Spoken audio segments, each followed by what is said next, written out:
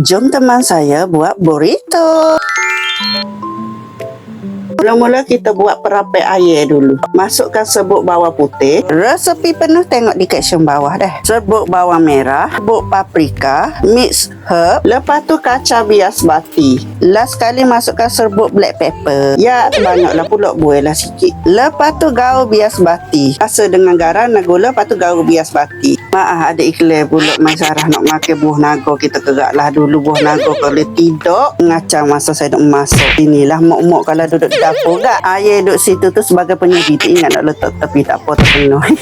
Terusnya nak sediakan bahan irisan untuk goreng air. Kan dah ada bawah Holland je. Seterusnya nak sediakan bahan sos burrito. Kita buat simple je. Masukkan mayonis. Saya tak ingat mayonis ke apa. Nanti saya letak gambar. Masukkan sos cili, serbuk bawang merah, serbuk bawang putih, sedikit jus limau nipis, kacau biasa bati.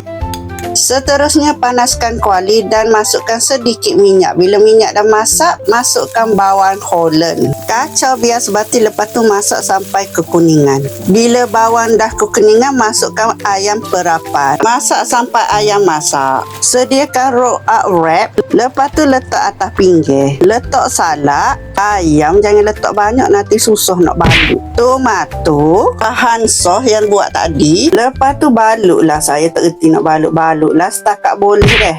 Ni saya dah panah dah pan. Lepas tu fry lah sampai burn-burn sikit belakang depan. Lepas tu siap. Inilah hasil burrito yang saya buat. Jangan lupa subscribe, like, komen, share video ini. Terima kasih.